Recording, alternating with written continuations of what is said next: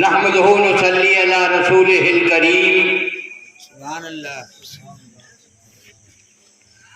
اما بعد فقد قال اللہ تبارک و تعالی فی القرآن المجید والفرقان الحمید فی شان حبیبہ ان اللہ ملائکتہ یصلون علی النبی یا ایھا الذین آمنوا صلوا علیہ وسلموا تسلیما.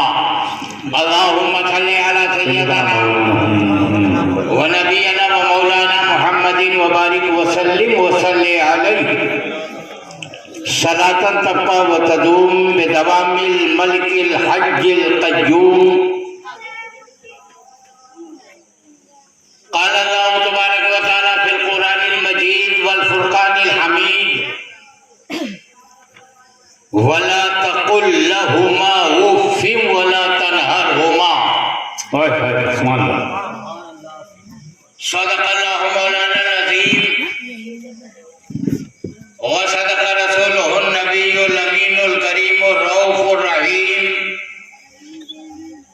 ونحن على ذلك لمن الشاهدين والشاكرين والحمد لله رب العالمين. بہت دن سے ذرا سی روشنی کا منتظر ہوں میں. کیا کہنے واہ واہ. بہت دن سے ذرا سی روشنی کا منتظر ہوں میں. میری محفل بھی ہو جائے چراغاں یا رسول اللہ. کسی کی جے بھی جے ہم کیوں منائے کیا غرض ہم کو. ہمیں کافی ہے بس نعرہ تمہارا یا رسول اللہ. زمانہ کچھ کہے پروانے اپنی جان دے دیں گے. زمانہ کچھ کہے پروانے اپنی جان دے دیں گے مگر دامن نہ چھوڑیں گے تمہارا یا رسول اللہ. نعرہ تکبیر، نعرہ رسالت، سرکار کی آمد، مختار کی آمد، سونے کی آمد، عرشی کی آمد. نعرہ تکبیر، نعرہ رسالت. شہید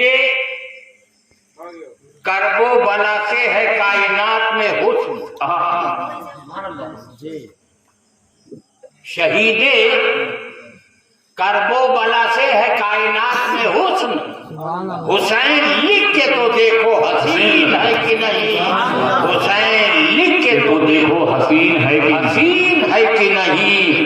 عجیب جنگ تھی جنگ کربلا جس میں.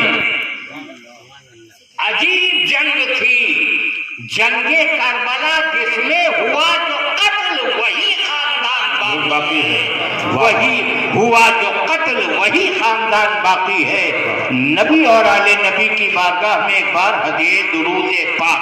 اللہم صلی علی سیدنا ومولانا محمد وبارک وسلم وصلی علیہ صلاة تبقى وتدوم بدوام الملك الحج القیوم. اللہ تبارک و تعالی ارشاد فرماتا ہے وَلَا تَقُلْ لَهُمَا اُفٍّ وَلَا تَنْهَرْهُمَا. ماں باپ کو اف تک نہ کہو.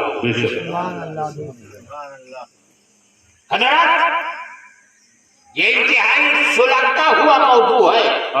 آج کا نوجوان نہیں جانتا ماں باپ کا ادب کیا ہے، ان کی تعظیم کیا ہے، ان کی توقیر کیا ہے، ان کا ادب کیا ہے، ان کا احترام کیا ہے. ایک اولاد کو، ایک بیٹا یا بیٹی کو اپنے ماں باپ کی بارگاہ میں کس انداز سے حاضر ہونا چاہیے، کس انداز سے پیش آنا چاہیے، اپنے ماں باپ کو کس طرح سے تعظیم و توقیر کرنی چاہیے. آؤ ہند کے راجا ہمارے اوراق کے ہند کے راجا ہمارے اوراق کے خواجہ اپنی امی جان کی بارگاہ میں حاضر ہوتے ہیں اور ارشاد فرماتے ہیں امی جان آج مجھے فخر حاصل ہوا ہے، آج مجھے کمال نصیب ہوا ہے کہ میرے ہاتھوں پر 90,000 انسانوں نے کلمہ پڑھا. سلطان الہند خواجہ غریب نواز کسی نیتا کے پاس نہیں جاتے، کسی راجا کے پاس نہیں جاتے، کسی تاجور کے پاس نہیں جاتے، کسی حکمران کے پاس نہیں جاتے، کسی بادشاہ کے پاس نہیں واہ، جاتے، واہ۔ امی جان کی بارگاہ میں حاضر ہوتے ہیں اور ارشاد فرماتے ہیں اے امی جان آج مجھے فخر حاصل ہوا ہے کہ آج میرے ہاتھوں پر 90,000 انسانوں نے کلمہ پڑھا۔ سبحان اللہ، سبحان اللہ۔ امی جان ارشاد فرماتی ہیں اے معین الدین اگر تمہارے ہاتھوں پر 90,000 انسانوں نے کلمہ پڑھا ہے تو اس میں تمہارا کوئی کمال نہیں ہے، واہ، اس واہ، میں واہ۔ تمہیں فخر کرنے کی کوئی ضرورت نہیں ہے، واہ۔ اور اگر کمال ہے تو یہ میرے دودھ کا کمال اے، اے، اے، کہ واہ، واہ۔ تمہارے ہاتھوں پر 90,000 انسانوں نے کلمہ پڑھا۔ سبحان اللہ، سبحان اللہ، سبحان اللہ۔ حضرات جب ایک ماں اپنے ساتھیوں سے اپنے اولاد کو دودھ پلاتی ہے، اسی دودھ کے ساتھ اپنا کردار پلا دیتی ہے، اپنی تہذیب پلا دیتی ہے، اپنا تمدن پلا دیتی ہے، اپنی رفتار و گفتار پلا دیتی ہے، اپنی چال و چلن پلا دیتی ہے، اپنی تہذیب و تمدن پلا دیتی ہے۔ نعرہ تکبیر، نعرہ رسالت، کے والدین، سرکار کی آمد، نعرہ حیدری۔ حضرات احمد شاہ ابدالی ہندوستان کا شہنشاہ ہے، تاجور ہے، بادشاہ ہے۔ احمد شاہ ابدالی کا دودھ شریکہ بھائی سید عبد الکریم جو میدان جنگ میں ہے، میدان جہاد میں ہے، میدان کارزار میں ہے، احمد شاہ ابدالی سنتا ہے کہ تمہارا بھائی سید عبد الکریم جو میدان جنگ میں ہے، میدان جہاد میں ہے، میدان کارزار میں ہے، اس نے دشمنوں کو اپنا سینہ نہیں اپنی پیٹھ دکھائی ہے۔ احمد شاہ ابدالی نے سنا کہ تمہارا بھائی سید عبد الکریم جو میدان جنگ میں ہے، میدان جہاد میں ہے، میدان کارزار میں ہے، اسے اگر زخم پہنچا ہے تو سینے پر نہیں پہنچا ہے، پیٹھ پر پہنچا ہے۔ احمد شاہ ابدالی اپنے ہاتھ میں ننگی تلوار لیتا ہے، گھوڑے کے پیٹھ پر بیٹھتا ہے اور میدان جنگ کی طرف رواں دواں ہوتا ہے۔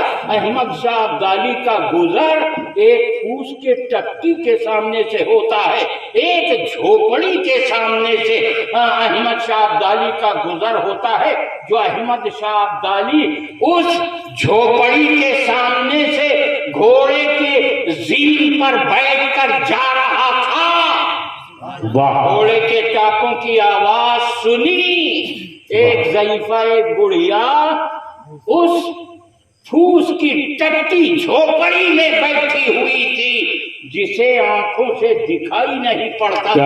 جب انہوں نے گھوڑوں کے ٹاپوں کی آواز سنی تو سوال کیا کون ہے؟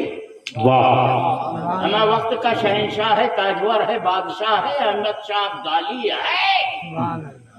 اگر وہ چاہتا تو جواب دیتا میں احمد شاہ ابدالی ہوں، مگر خدا کی قسم ادب دیکھو، احمد شاہ ابدالی جواب نہیں دیتا، پہلے گھوڑے کے زین سے زمین پر آتا ہے، پھر عرض کرتا ہے امی جان آپ کی بارگاہ میں آپ کا بیٹا احمد شاہ ابدالی سلام۔ سبحان اللہ، سبحان اللہ۔ گھوڑے کے زین سے جواب نہیں دیتا، زمین پر آتا ہے، عرض کرتا ہے اے امی جان آپ کی بارگاہ میں احمد شاہ ابدالی والی ہند سلام پیش کرتا ہے۔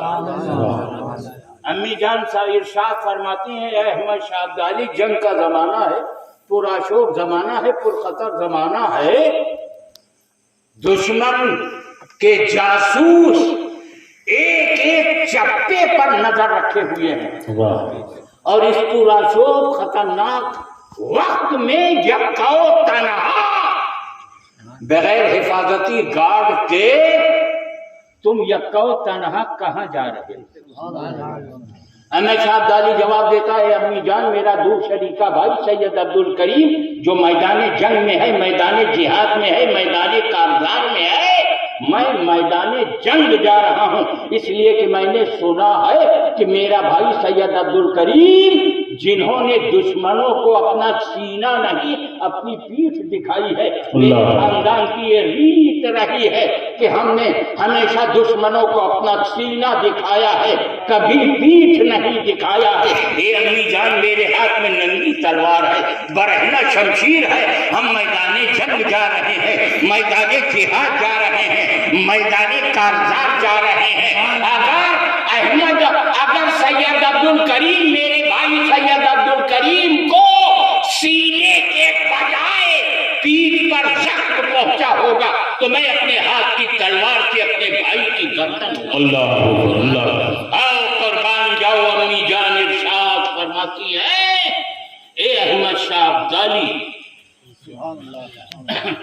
اگر بچپن میں, عہد طفولیت میں, دودھ پینے کے زمانے میں اگر میرا بیٹا کبھی دودھ کے لیے رویا ہے تو میں نے کبھی اپنے بیٹے کو دودھ نہیں پلایا, بلکہ دودھ پلانے سے پہلے میں نے وضو کیا ہے. اور باوضو ہو کر جب ہم اپنے بیٹے کو دودھ پلایا کرتے تھے تو اللہ کی بارگاہ میں دعا کیا کرتے تھے کہ یا الہ العالمین, جب میرا بیٹا سید عبد الکریم میدان جنگ میں ہو, میدان جہاد میں ہو, میدان کارزار میں ہو, اگر اسے زخم پہنچے تو ہمیشہ سینے پر پہنچے, کبھی پیٹھ پر نہ پہنچے.